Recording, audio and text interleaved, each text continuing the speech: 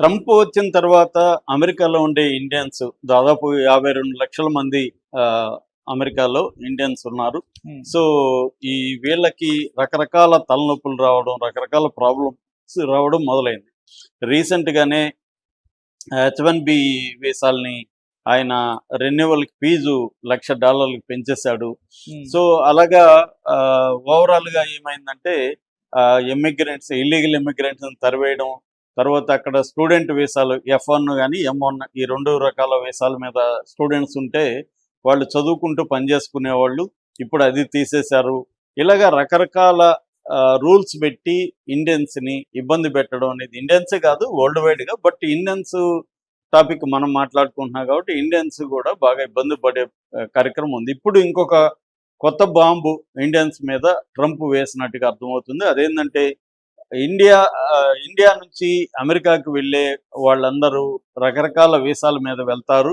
వెళ్ళి వాళ్ళు వర్క్ పర్మిట్లు తీసుకుంటారు. పనిచేయడానికి వర్క్ పర్మిట్ ఉండాలి. మామూలుగా ఇది అన్ని దేశాల్లో కూడా మనం వేరే దేశంలో పోయి పని చేసుకోవాలంటే అక్కడ వర్క్ పర్మిట్ ఉండాలి. టూరిస్ట్ వీసాల మీద వెళ్ళి వర్క్ చేసుకోవాలంటే కుదరదు, సపరేట్గా వర్క్ పర్మిట్ తీసుకోవాలి. అలాగే అమెరికాలో కూడా వర్క్ పర్మిట్ తీసుకోవాలి. ఇప్పుడు ఆ వర్క్ పర్మిట్లు రెన్యూవల్ ఇంతకుముందు ఏంటంటే రెన్యూవల్ అవ్వడానికి 540 రోజులు బఫర్ రోజులు ఇచ్చేవాళ్ళు. అంటే ఒక రెన్యూవల్ డేట్ అయిపోయినా కూడా 540 రోజుల్లో ఈ ప్రాసెస్ నువ్వు అప్లై చేసుకున్నా కూడా పని చేసుకుంటూ ఉండొచ్చు. అది రెన్యూవల్ అవుతుంది, ఆటోమేటిక్గా రెన్యూవల్ అవుతుంది. కానీ ఇప్పుడు అది తీసేశారు. తీసేసి రెన్యూవల్ అయినాకే నువ్వు చేయాలి.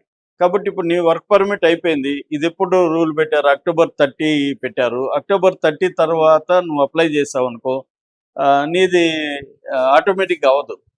ఆటోమేటిక్గా అవనప్పుడు నీ దగ్గర వర్క్ పర్మిట్ లేనట్టే లెక్క, అయిపోతుంది అనమాట. వర్క్ పర్మిట్ లేదు, ఇంకా నువ్వు అప్లై చేసుకున్నాక ఎప్పుడో వస్తే అప్పుడు వచ్చినట్టు, అంతవరకు నువ్వు జాబ్ చేయడానికి లేదు అక్కడ. నువ్వు ఏ వీసా మీద వెళ్ళావో అది వీసాగానే అయిపోతే నిన్ను వెనక్కి పంపించేస్తారు, వర్క్ పర్మిట్ లేదు కాబట్టి. సో ఇది ప్రాబ్లం అయింది.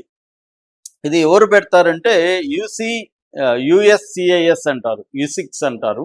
అంటే United nations citizenship immigration services అని ఒక సంస్థ ఉంది. ఈ సంస్థ ప్లస్ DHS అంటారు, డిపార్ట్మెంట్ ఆఫ్ హోమ్ల్యాండ్ సెక్యూరిటీ. వీళ్ళు ఇప్పుడు ఈ రూల్ని తీసుకొచ్చారు. October 30 నుంచి, అంటే నిన్నటి నుంచి ఈ రూలు అమల్లోకి వచ్చింది. ఎవరెవరికి ఇది అఫెక్ట్ అవుతుందంటే H1B వీసాల మీద వెళ్ళిన వాళ్ళు, తర్వాత L1B OP అంటారు, నాన్ ఇమిగ్రెంట్ స్టేటస్ ఉండి వీళ్ళకి, తర్వాత భార్యలు ఉంటారు. H1B వీసా మీద అక్కడికి వెళ్తారు, అక్కడ ఏదో జాబ్ చేస్తుంది. ఫర్ ఎగ్జాంపుల్ ఒక సాఫ్ట్వేర్లో ఒక అబ్బాయి జాబ్ చేస్తే పెళ్లి చేసుకుంటాడు, తీసుకెళ్తాడు భార్యని డిపెండెంట్ వీసా కింద. ఇప్పుడు ఈమె అక్కడ వర్క్ పర్మిట్ తెచ్చుకొని అక్కడ ఏదో జాబ్ చేస్తుంటుంది. ఎందుకంటే మనం చాలామంది ఏమనుకుంటారు, ఇండియాలో ఉండేవాళ్ళు అమెరికాలో వెళ్ళిన ఇండియన్స్ విపరీతంగా డబ్బులు సంపాదించేసి భయంకరమైన లగ్జరీ లైఫ్ లీడ్ చేస్తున్నారు అనుకుంటారు. అక్కడ పోతే చాలా ఘోరంగా ఉండే కండిషన్లు ఉంటాయి. ఎందుకంటే కాస్ట్ ఆఫ్ లివింగ్ ఎక్కువ, వర్కింగ్ అవర్స్ ఎక్కువ ఉంటుంది, టెన్షన్ ఉంటుంది, భార్యాభర్తలు ఇద్దరు పనిచేయాల్సి వస్తుంది, పని చేసినా సరిపోదు. పైగా అక్కడ హౌసింగ్ కాస్ట్ కానీ మిగతా కాస్ట్లు ఎక్కువ ఉంటుంది, మెయింటెనెన్స్ కాస్ట్ ఎక్కువ ఉంటుంది. సో పైగా వాళ్ళ వెళ్ళిన ఇక్కడ ఫ్యామిలీస్ కూడా సపోర్ట్ చేయాల్సి ఉంటుంది. ఇలాంటివన్నీ వాళ్ళ మీద పడి వాళ్ళు మనం అనుకున్నంత అదేదో స్వర్గమో లేకపోతే అమెరికన్ డ్రీమ్ అంటారు, అలాగేమీ లేదు. అక్కడ దగ్గరికి పోతే దూరపు కొండల నునుపులాగా ఇక్కడ అనుకుంటాం, దగ్గర పోయి చూస్తే వాళ్ళ బాధలు చాలా ఉంటాయి. సో అలాగే ఇప్పుడు ఏంటంటే భార్యలు అక్కడ పనిచేయలేని పరిస్థితి వచ్చేస్తుంది. సో వీళ్ళు ఎప్పుడు రెన్యువల్ అవుతుందో తెలియదు, ఎందుకంటే చెక్కింగ్కి ఎక్కువ టైంగా తీసుకుంటున్నారు ఈ మధ్య. అది ఎంతకాలం, 2 ఏళ్ళు అవ్వచ్చు, 3 ఏళ్ళు అవ్వచ్చు, నీది అవ్వచ్చు, రిజెక్ట్ అవ్వచ్చు. కాబట్టి ఇప్పుడు ఒక జీతం మీద పనిచేయాలి. దానివల్ల ఆర్థిక సమస్యలు, మొగుడు పిల్లల మధ్య గొడవలు, నువ్వు నా మీద డిపెండ్ అయినావని, ఇవి రకరకాలు ఉంటాయి. నీకు కూడా H1B వీసా తెచ్చుకుంటే బాగుండని, ఇంకా రకరకాల ఇష్యూస్. ముఖ్యంగా స్త్రీలకు ఎక్కువ ప్రాబ్లం. అక్కడ వెళ్ళిన డిపెండెంట్ స్త్రీలు ఉంటారు, పెళ్ళిళ్ళు చేసుకొని ఈ మధ్య అమెరికా ఊరుడంటే మనం ఏమి పట్టించుకోకుండా ఇచ్చేసేవాళ్ళు ఉంటారు. సో లేదు, వాళ్ళకి అక్కడ అమ్మాయిలు కావాలి కాబట్టి వచ్చి ఇక్కడ గబగబా పెళ్లి చేసుకొని, సో అమెరికాలో ఉన్నాడు కదా ఇచ్చేద్దామని నేను అక్కడికి తీసుకెళ్ళినాక ఈమె కూడా జాబ్ ఇప్పిస్తానంటారు, వెళ్ళిపోతారు. సో అక్కడికి పోయినాక ఇప్పుడు ఈ రూల్ ప్రకారం వాళ్ళకి ఇది ఉండదు. దీన్ని మామూలుగా మనం ఎంప్లాయ్మెంట్ ఆథరైజేషన్ డాక్యుమెంట్ అంటారు. దీన్ని మనం మన భాషలో వర్క్ పర్మిట్ అంటున్నాం, కానీ అమెరికాలో ఏమంటారంటే ఈఏడి అంటారు, ఎంప్లాయ్మెంట్ ఆథరైజేషన్ డాక్యుమెంట్. అంటే నువ్వు ఉద్యోగం చేయడానికి ఆథరైజేషన్ ఇవ్వాలి. అది ఇప్పుడు లేదు. అందుకని ఏమంటున్నారంటే నీది ఎక్స్పైర్ కాకముందే 180 రోజులు ముందు అప్లై చేసుకోమంటున్నారు. ఒకవేళ 180 రోజులు ముందు అప్లై చేసినా బ్యాక్లాగ్ లక్షలు ఉన్నాయి. ఇప్పటికే మనోళ్ళు H1 వీసా, గ్రీన్ కార్డు వీటి కోసం 10 లక్షల మంది వెయిట్ చేస్తున్నారు. సో ఇప్పుడు నువ్వు గ్రీన్ కార్డుకి అప్లై చేస్తావు, అది లేట్ అవుతుంది. ఈ లోపల ఈఏడి తీసుకుని, వర్క్ పర్మిట్ తీసుకుని నువ్వు పని చేసుకుంటుంటావు. ఏదో ఒక పని చేసుకుని గ్రీన్ కార్డు ఎప్పుడో వస్తుంది రానిలే అనుకుంటుంటావు. ఇప్పుడు అది లేదనమాట.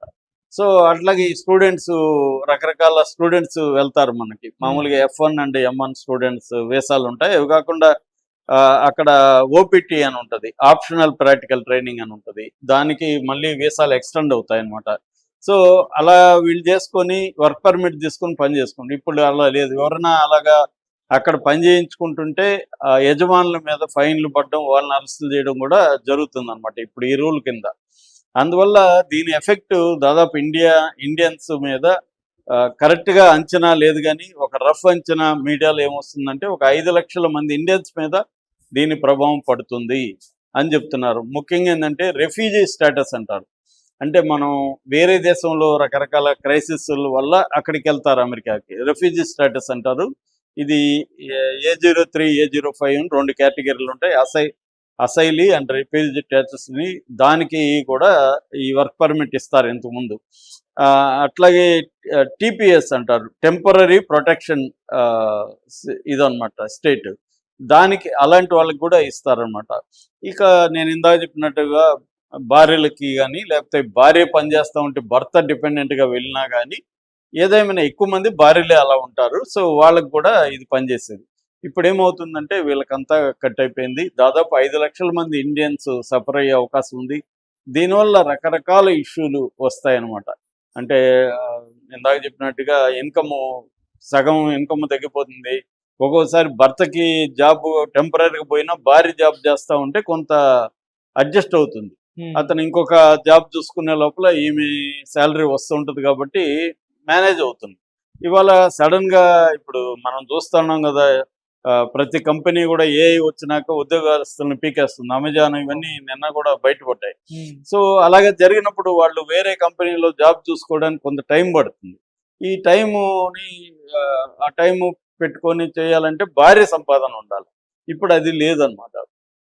అలాగా రకరకాల దీని రిపర్కషన్స్ ఉండబోతున్నాయి.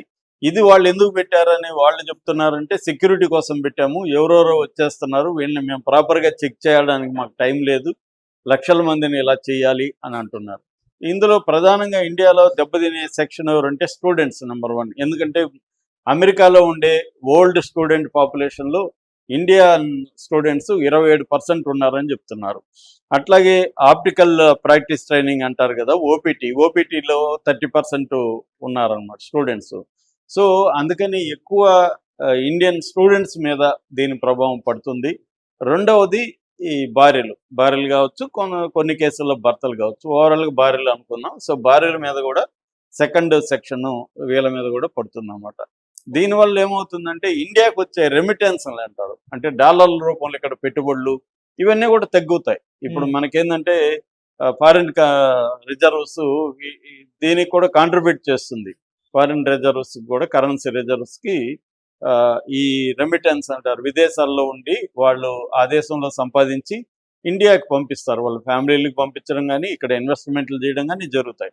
ఇది కూడా ఇప్పుడు తగ్గిపోతుంది, ఎందుకంటే వాళ్ళకి ఇన్కమ్ తగ్గిపోతుంది. ఆల్రెడీ ఇన్కమ్ తగ్గిపోయినప్పుడు ఈ రెమిటెన్స్ కూడా తగ్గిపోతుంది. ఇలా రకరకాల ఎఫెక్ట్లు దీని మీద పడబోతున్నాయి. దీని మీద ఇంకా అధ్యయనాలు జరుగుతున్నాయి.